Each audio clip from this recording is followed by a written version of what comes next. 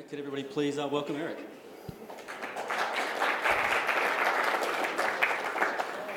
Good afternoon, thanks for coming. So the topic of my talk is Repudamaphobia, now with added vendor risk management methodology. So where this came from is, as a consultant, I often find myself in front of execs, and one of the favorite questions I ask, cliche as it is what keeps you awake at night? And what started coming up over and over again, I don't know if there was a podcast or a talk, but they also suddenly started talking about reputational damage. We're worried about reputational damage. We're worried about reputational risk. And talking about those things with a lot of my colleagues in the security industry, one of the interesting points of view that came up is what is reputational damage? Given that, if you look at what happened with Ashley Madison are doing better than ever. And if you look at the share prices of companies that have been through a breach, you see a momentary kind of drop and then a recovery.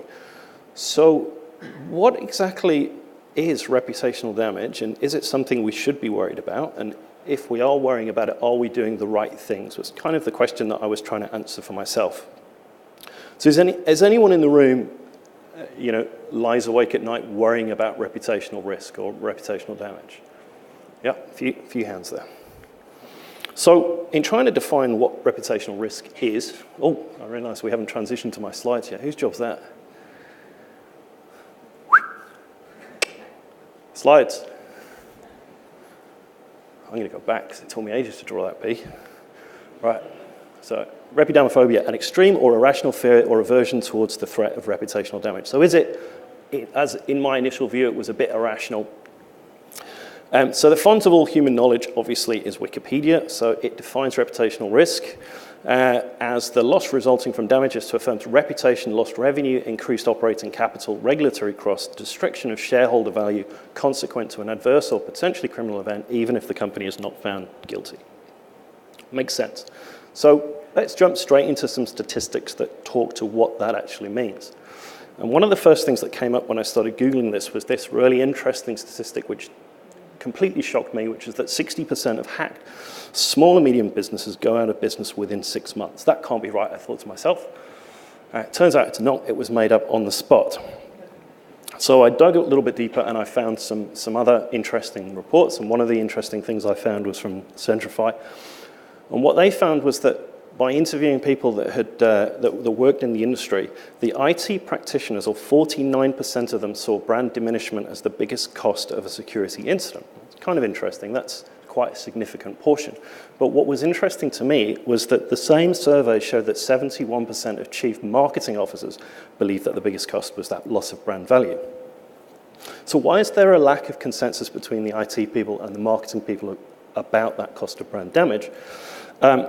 And to me, we kind of alluded this in the previous panel. The previous panel alluded to the fact that, any publicity is good publicity. So in certain instances, ACCA, perhaps Ashley Madison, is that an opportunity for organizations? Not that I'm cynical enough to think that organizations would stage a breach for publicity, but is it something we can actually look at and make some meaningful inferences about?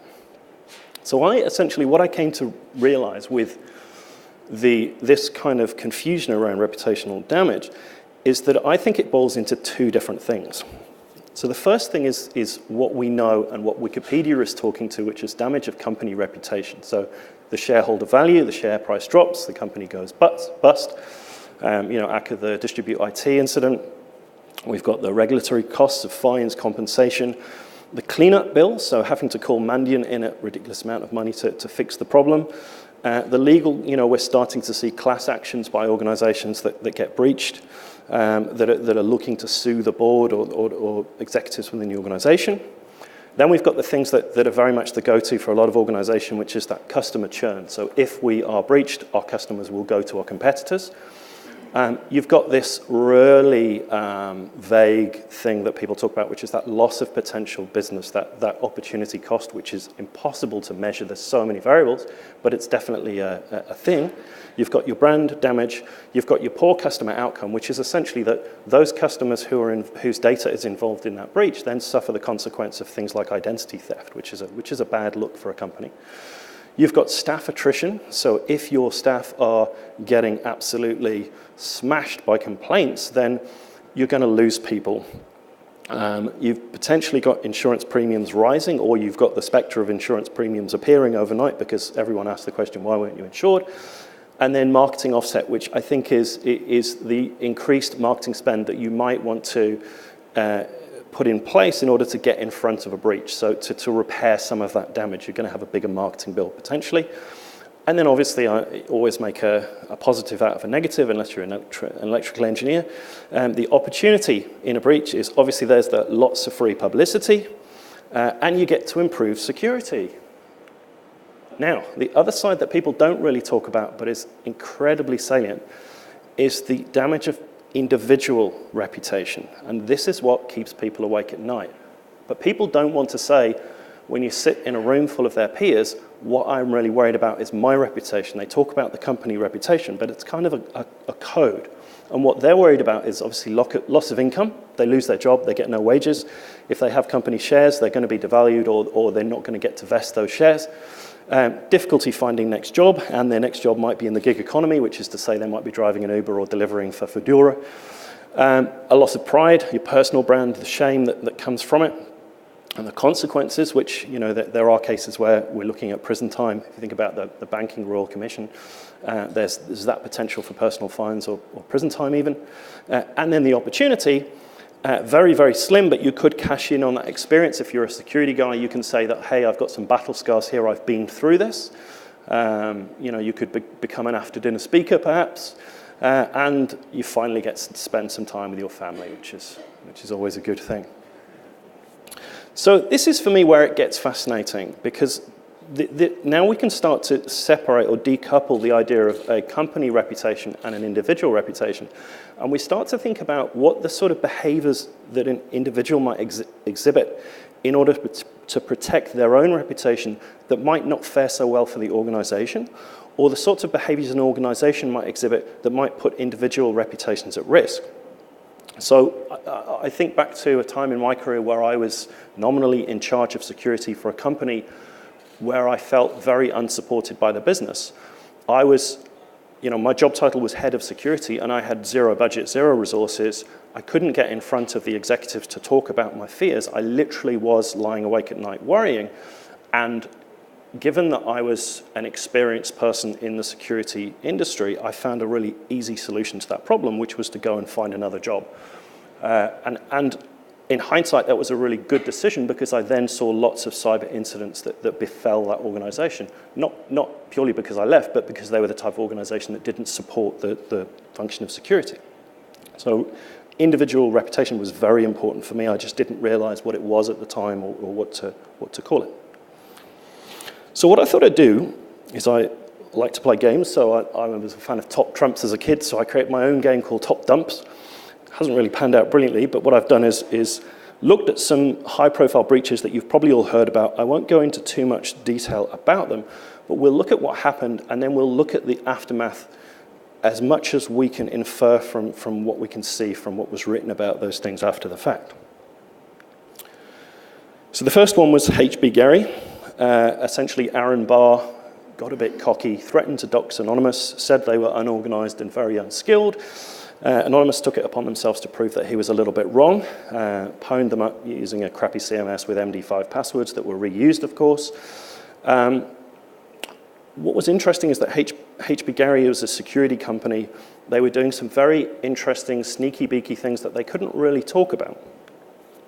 So they got hacked really badly.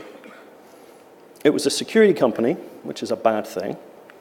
But they got awesome free publicity, and suddenly everyone was talking about what HBGary did. And they were talking about the things that HBGary couldn't really do. HBGary couldn't talk about the fact they were working with the NSA, but the journalists who were reporting on the story did. HBGary got sold for an awful lot of money. So was this hack a really bad thing or a really, really good thing? The jury's still out. I'm sure it wouldn't be something they'd repeat. But from a reputational damage or reputational perspective, it wasn't a clear-cut bad thing, right? Next one It was Hacking Team. So Hacking Team got spectacularly owned by a guy calling himself Phineas Fisher. Went on to write a very popular blog post exactly how he did it, dropped the source code of their products, including ODay on the web, exposes the customers, including trouble tickets logged by some very interesting organizations, some of them local. They got hacked. It was a security company. It's bad look. They got awesome free publicity. And they were back up and running and advertising the fact that they were better and stronger the second time around within 9 months. So again, not that clear cut. Next one that was interesting was Uber. We've all read about Uber. They got hacked by some guys who effectively extorted them, tried to extort them for $100,000 US. They paid the $100,000 and then tried to make it look like a bug bounty payment and got the hackers to sign an NDA and agree to delete all the data and tried to brush it under the carpet for a year before making a public announcement. So they got caught trying to make it look like a bug bounty. Not a good look. Only cost them $100,000. Now, given that it's been valued at around 68 million, that's pretty much chump change. So I think that's a plus. And the CISO got fired. He's on LinkedIn at the moment as a self-employed consultant, which is as close to an Uber driver as you can get.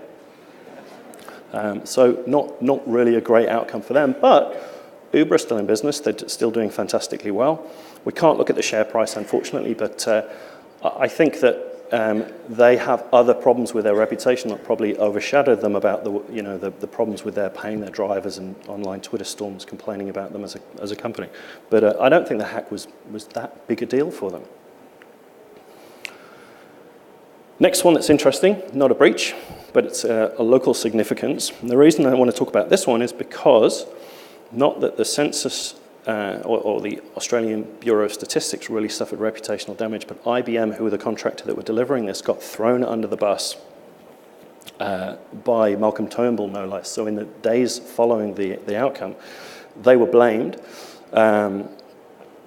completely thrown under the bus. They agreed to pay $30 million in compensation, admitted mea culpa, which is a pretty significant amount of money, until you realize that their revenue in that year was 21.8 billion, which suddenly $30 million is not a lot of issues. Anyone from IBM in? You can decide for yourself whether a 30 million compensation was actually a thumb up or a thumb down.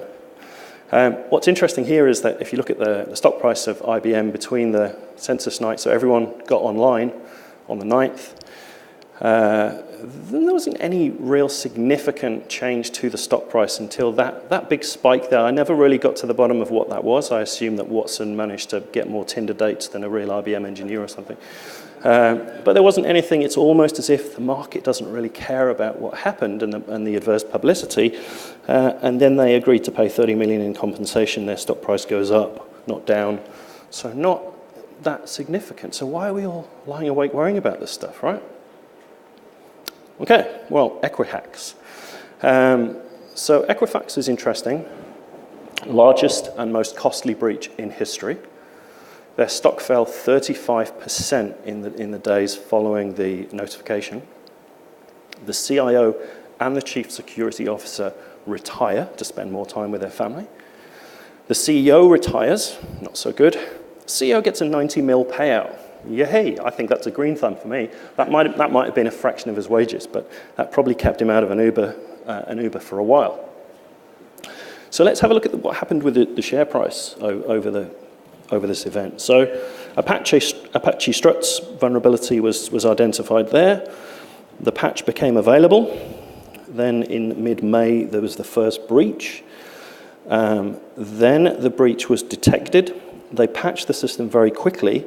Then within days, 4 of the execs at Equifax sell their shares or sell a large percentage of their shares.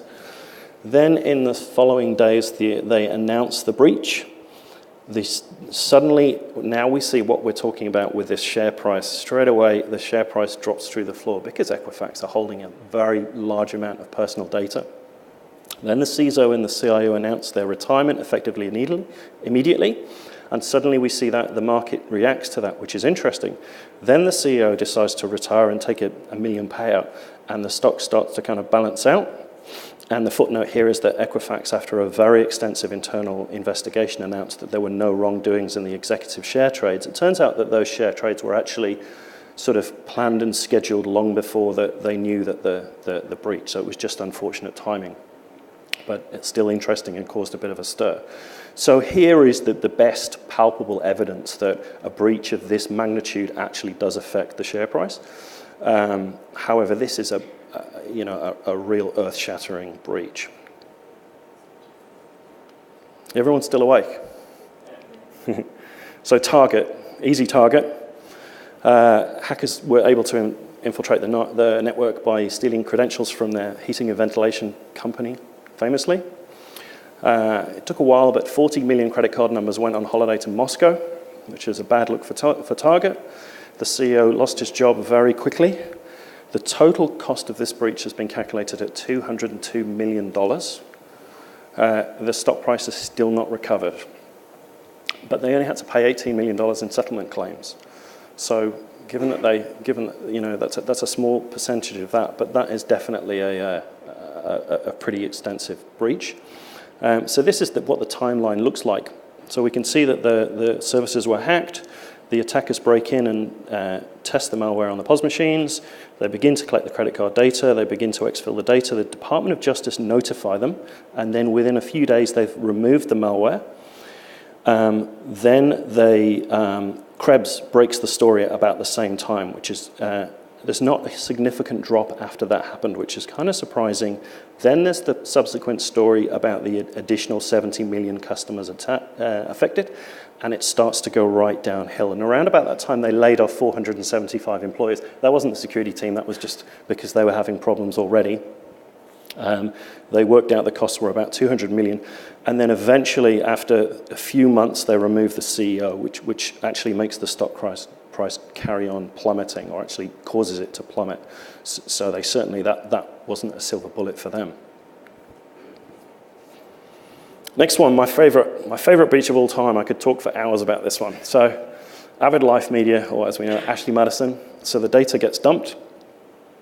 This was essentially an extortion or a hacktivism attack. They were attacked, the data was stolen, the attackers gave them an ultimatum to close down, otherwise they were going to start releasing the data, and Ashley Madison thought they could ride it out somehow. Within that data, which is a very rich database, is the information that then subsequently gets mined by researchers. And it looks a lot like the whole thing was a scam. Something like 0.02% of the women on there were actually real women rather than bots. And essentially what they were doing is getting lonely guys to pay to talk to robots. The planned IPO the whole sort of scam, I think, was a bit of a, let's sell this to some naive venture capitalists. So that was completely derailed.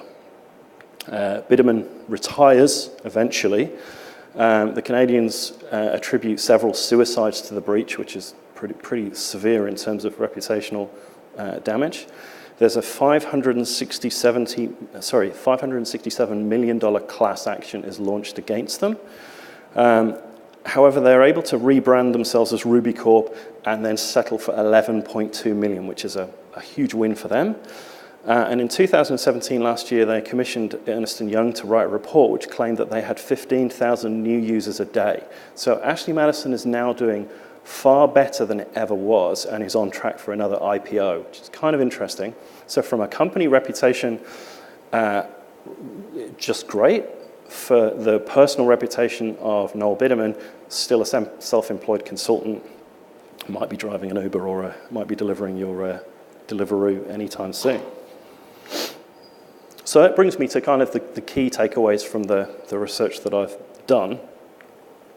Firstly, you need to understand the difference between the personal and the organizational reputation. They're two different but inextricably linked things.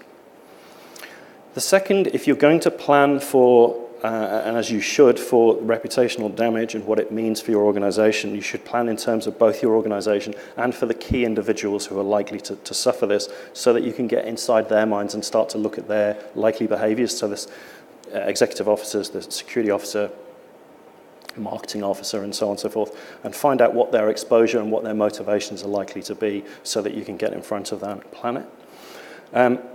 For the CISO specifically, security is all about adopting a defensible position. So that's how you protect your personal reputation, and that is a position that bodes well for the organization as well as yourself. So if you are the type of guy who thinks, hey, who uses AV? No, it doesn't really work. We're going to be the company that doesn't use AV, and you subsequently get owned because you didn't use AV, then that's not a defensible position. Turns out that trying to cover up the breach or pretend it's a bug bounty after the fact is not a defensible position. It turns out that sacking people right after the fact might not be the silver bullet. So if your go-to response to a big breach is just to start canning people, think about the impact of that, because it's not always what you might hope for. And I promised you a vendor risk methodology. So what I've realized from this is if you want a secure company today, find a company that was hacked last month.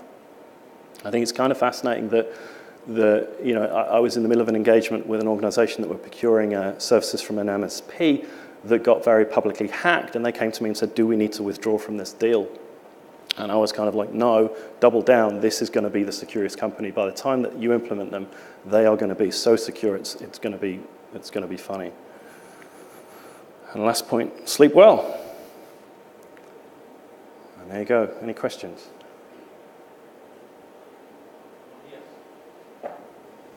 Stunned silence.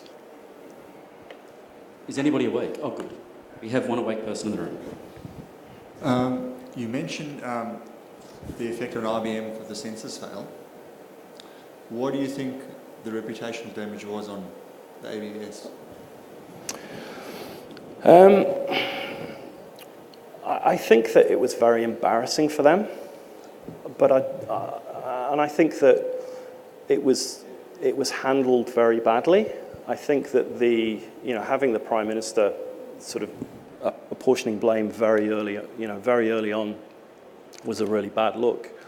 But I don't think, from an organisation, I don't think they necessarily suffered hugely. Other than that initial embarrassment, there's probably a bit of lost face for the executives in the organisation. But it's not an organisation that it's competing with other organisations. So nobody's going to churn. Nobody's going to, potentially people might say, I'm not going to answer the census next time because I don't trust them to do the right thing. But it was an availability thing, not a security thing. So I think they got away scot-free, considering. So you'd say, much like we were discussing in the last session, that reputation is going to be more a fact of how you respond or how you position something, reputational damage, rather than the fact that something happened. Absolutely. There was a really interesting quote by Raj Bhatia, who was the Chief Technology Officer at Ashley Madison, that came from an email he sent to Noel Biderman before this kicked off, that was then publicly sort of pushed through the press, which was, people are no longer interested in the fact that you've been breached as an organisation. What they're interested in is how you respond. If you look at the organisations that have been hacked, the Googles, the Lockheed Martins, the Rolls-Royce, the Cisco's, you're joining a very august panel. There's no shame to be had, coupled with the fact that the advent of the breach notification has meant that a lot of us, certainly we saw this happen in California, have breach fatigue. Then, okay, another one. You just shrug. So I think, how you handle it is a big thing, and the way you do that well is planning it and giving it some forethought. So the cynic in me says that in reality what you should do is, if you're going to not do the best job you possibly can, make sure you've got deep pockets to hire the right company after the fact, whether it be marketing or remediation or incident response. Yeah, get a PR company. Hi, probably more of an observation than a question, but I think in terms of impact with stats, it was the knock-on effect to all the other government agencies afterwards, and their CIOs and CEOs wanting to avoid being the next stats. Yep. That was the biggest impact, rather than the impact on the Bureau itself. Yeah, the cost of doing, a lot of people waking up to the fact they should have been doing things, and so it was good for me as a security consultant, because after those events we get lots of phone calls. Hey, we've seen this. The CEOs, I've got in the lift with the CEO and he's asked me about this, or the board's asking curly questions about this. So security consultant, we love these breaches because they bring what we do into the boardroom and people have those conversations. I think we've reached that level now where it's everyone's asking the right questions. For 10 years in cyber, we've been saying the board don't get it, the board don't ask the right questions. Now that's happening and we're scrabbling around trying to supply the right answers to those questions. Excellent, keep them coming. We've got 10 more minutes for questions. Oh, sorry. So you talked about a point at which the CSO or the CISO should have a defensible position. If you've been unable to actually enact that in the business, at what point should you throw your company under the bus, and how do you protect your personal brand if you get to the point where your company's trying to throw you under the bus? That's interesting, and this is precisely what happened to me, and the reaction I took at that time, I was a little bit younger and a little bit less experienced, was to walk away. I found another job because I knew that there was a really good chance bad things were going to happen, and I was going to be looking for a job, and they were like, where have you come from, what did you do, oh, we've read about them, don't call us. If I'd react in the same way, I think I'd have more, because I've got a little bit more, you can't tell, but I've got a bit more grey hair now, I'm a bit older, a bit more experienced. I think I'd have enough gravitas to get the attention of the people in the organisation now. Maybe I'm jaded because I'm a consultant, so I tend to get, because my opinion is paid for, it tends to carry a bit more weight now. I think that right now people are amenable to listening, and there are fewer organisations or people within organisations that I talk to that were in the position I felt in, which is they didn't care. Security wasn't a thing for them. What they cared about was availability. They weren't interested in confidentiality. I think there are fewer cases like that around, but if you are really if your reputation is on the line and the organisation you work for is not supporting you, and you try and you fail to get that attention and get any traction, then yeah, my advice would be really to think about moving on. And think about that from an organizational perspective. If you are the CEO of an organization and you have security people working for you and you're not supporting them, what is the outcome of those, attrition of those people in the climate that we have? We have a shortage of people, they're hard to replace. You lose an awful lot of knowledge when those people depart. So listen to those people. Given we're all selfish humans, how do we manage our own personal reputation when you're in a difficult situation? Giving it some forethought and having that defensible position. Having stuff in writing maybe. Not that you need to be one of those people who just goes around CCing everyone and covering your ass.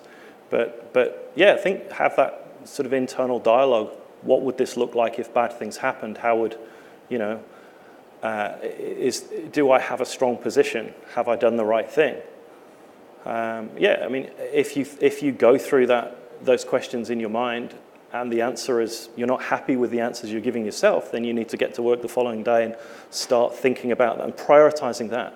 So the way I look at security is very much, it's simply a list of things. So the first job is compiling that list of things. The second part is understanding that you're never going to have the time, the money, and the resources to knock over all those things. So it's moving the things that need to be at the top of that list. And really the question I had for myself at the beginning of this wasn't so much that is reputational damage a thing we should be worried about. It's where do we put it on that list? And is reputational damage itself the end game that we're trying to stop, or do we need to unpack it a little bit and address some of those specific things? And you end up at that, yes, it is definitely something we need to be worried about, but it depends on the organization whether that is the first and only thing you're worried about, and that generally, is that what should be keeping you awake at night, or are there other things you should be thinking about? You raised the issue earlier of reputational damage control for an organisation largely falling to people managing their own personal reputation. Would you consider that act actually to be potentially detrimental to most organisations? Yeah, well, I think that's what happened in the case of Uber, where somebody decided to try and sweep it under the carpet and pretend it was a bug bounty. I think that was seeded in personal pride and not wanting to admit that the company had been hacked and go public with it. So I think that's what I was kind of alluding to where I said thinking about those behaviours that individuals might exhibit that end up bad for the company. And I think there's lots of cases of that where people cover their own ass. Or I mean, simply, I guess you could say that about people simply walking away, throwing their hands in the air at the first thing. This is too hard. Nobody listens to me. I'm off. Unless we have any other questions, could everybody please thank Eric for this interesting discussion? Thank you.